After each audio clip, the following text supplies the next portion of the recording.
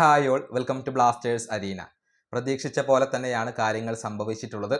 ആദ്യ മത്സരത്തിൽ മോഹൻ ബഗാനോട് ബ്ലാസ്റ്റേഴ്സ് പരാജയപ്പെട്ടിരിക്കുന്നു. എതിരില്ലാത്ത 2 ഗോളുകൾക്കാണ് സ്വന്തം മൈതാനത്ത് വെച്ചുകൊണ്ട് മോഹൻ ബഗാൻ വിജയിച്ചിട്ടുള്ളത്. ആദ്യ പകുതിയിൽ മക്ലാരൻ ഗോൾ നേടി.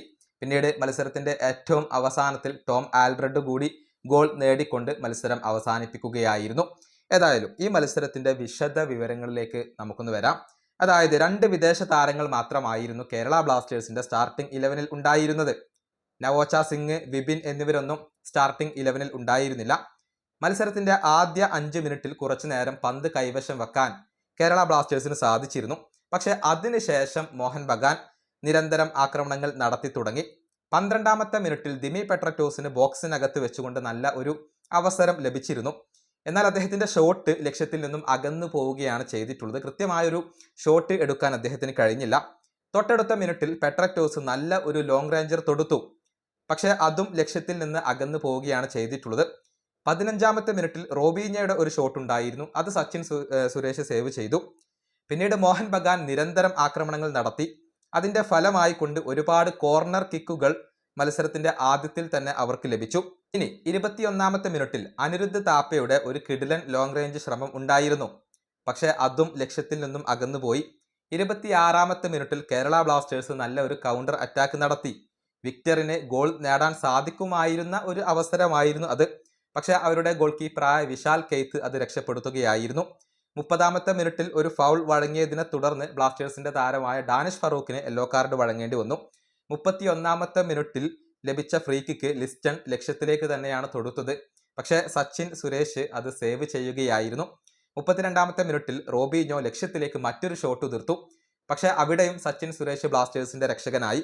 33-ാമത്തെ മിനിറ്റിൽ കേരള ബ്ലാസ്റ്റേഴ്സ് താരമായ നിഹാൽ സുധീഷും അതുപോലെ തന്നെ മോഹൻ ബഗാൻ താരമായ അഭിഷേക് സിംഗും തമ്മിൽ ചെറിയ ഒരു കശപിശ ഉടലെടുത്തു.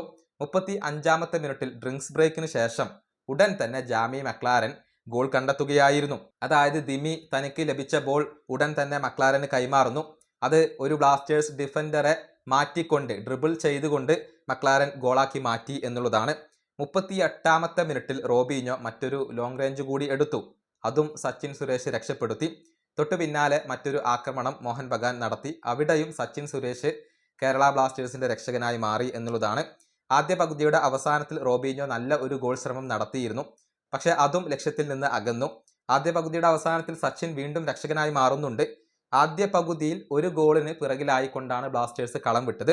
2-ാം പകുതിയിൽ 2 മാറ്റങ്ങൾ ബ്ലാസ്റ്റേഴ്സ് വരുത്തി. റൗളിൻ ബോർജസ്, എബിൻ ദാസ് എന്നിവർക്ക് പകരം മർലോൺ റൂസ്, നവോച്ച സിംഗ് എന്നിവരാണ് വന്നത്. 50-ാമത്തെ മിനിറ്റിൽ നവോച്ച സിംഗ് യെല്ലോ കാർഡ് വഴങ്ങി. 52-ാമത്തെ മിനിറ്റിൽ മുൻ ബ്ലാസ്റ്റേഴ്സ് താരമായിരുന്ന അമേർ അണവാട് ഒരു ഷോട്ട് തീർത്തു. പക്ഷെ അത് പുറത്തേക്ക് പോയി. 56-ാമത്തെ മിനിറ്റിൽ നിഹാലിന് പകരം കെവിൻ യോക്ക് കളിക്കളത്തിലേക്ക് വന്നു. 60-ാമത്തെ മിനിറ്റിൽ ഗോൾ നേടാനുള്ള നല്ല ഒരു അവസരം മോഹൻ ബഗാന് ലഭിച്ചിരുന്നു. പക്ഷേ കേരള ബ്ലാസ്റ്റേഴ്സ് അവിടെ ഭാഗ്യം കൊണ്ട് രക്ഷപ്പെട്ടു. അതിന് തൊട്ടു പിന്നാലെ സച്ചിൻ സുരേഷ് വീണ്ടും ബ്ലാസ്റ്റേഴ്സിന്റെ രക്ഷകനായി മാറി എന്നുള്ളതാണ്. 65-ാമത്തെ മിനിറ്റിൽ ബ്ലാസ്റ്റേഴ്സ് ഒരു മുന്നേറ്റം നടത്തി. എന്നാൽ കെവിൻ യോക്കിന് അത് ഹെഡർ ചെയ്യാൻ സാധിച്ചില്ല. 67-ാമത്തെ മിനിറ്റിൽ ലിസ്റ്റൺ കൊളാസയുടെ ഒരു ഷോട്ട് ഉണ്ടായിരുന്നു. പക്ഷെ അത് പുറത്തേക്ക് പോയി. 76-ാമത്തെ മിനിറ്റിൽ ഇടത് വിങ്ങിലൂടെ ബ്ലാസ്റ്റേഴ്സ് താരമായ യോക്ക് ഒരു കിടിലൻ മുന്നേറ്റം നടത്തിയിരുന്നു. പക്ഷേ അദ്ദേഹത്തിന്റെ ക്രോസ് അത് വിക്ടറിന് കണക്ട് ചെയ്യാൻ സാധിക്കാതെ പോയി. 79-ാമത്തെ മിനിറ്റിൽ ബ്ലാസ്റ്റേഴ്സ് താരമായ വിക്ടറിന് പരിക്ക് മൂലം പുറത്തു പോകേണ്ടി വന്നു. പകരം മലയാളി താരമായ ശ്രീകുട്ടൻ കളിക്കളത്തിലേക്ക് വന്നു. 81-ാമത്തെ മിനിറ്റിൽ കെവിൻ യോക്ക് വീണ്ടും ഇടത് വിങ്ങിലൂടെ ഒരു തകർപ്പൻ മുന്നേറ്റം നടത്തി. പക്ഷെ അതും ഫലം കാണാതെ പോയി. 82-ാമത്തെ മിനിറ്റിൽ കേരള ബ്ലാസ്റ്റേഴ്സിന്റെ ക്യാപ്റ്റനായ വികാഷിന് മത്സരത്തിൽ ഒരു യെല്ലോ കാർഡ് വഴങ്ങേണ്ടി വന്നു. 84-ാമത്തെ മിനിറ്റിൽ ബ്ലാസ്റ്റേഴ്സ് ഒരു നല്ല ആക്രമണം നടത്തി.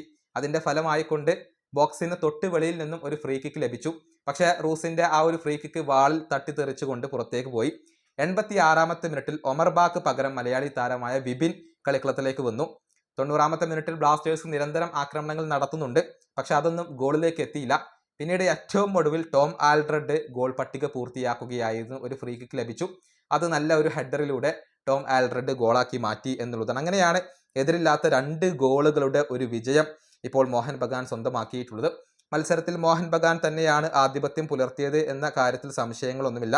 പക്ഷേ 2-ാം പകുതിയിൽ മോശമല്ലാത്ത രൂപത്തിൽ കേരള ബ്ലാസ്റ്റേഴ്സ് കളിച്ചിട്ടുണ്ട്. ആകെ 26 ഷോട്ടുകളാണ് മോഹൻ ബഗാൻ ഉതിർത്തത്. അതിൽ 7 ഷോട്ടുകൾ ടാർഗറ്റിലേക്കായിരുന്നു.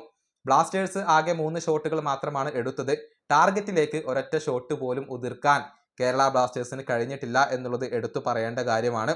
പൊസഷൻ 65% മോഹൻ ബഗാൻ, 35 മാത്രമാണ് ഇപ്പോൾ കേരള ബ്ലാസ്റ്റേഴ്സിന്.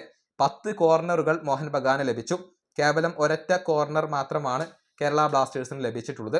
ഏതായാലും മോഹൻ ബഗാൻ ആധിപത്യം പുലർത്തിയ ഒരു വിജയമാണ് നേടിയിട്ടുള്ളത്. പക്ഷേ ഒരുപാട് ഗോളുകളൊന്നും നേടാൻ അവർക്ക് കഴിഞ്ഞിട്ടില്ല എന്നുള്ളത് എടുത്തു പറയേണ്ട കാര്യമാണ്. ഈ വീഡിയോ അവസാനിപ്പിക്കുന്നു. അടുത്ത വീഡിയോയുമായി വീണ്ടും കാണാം.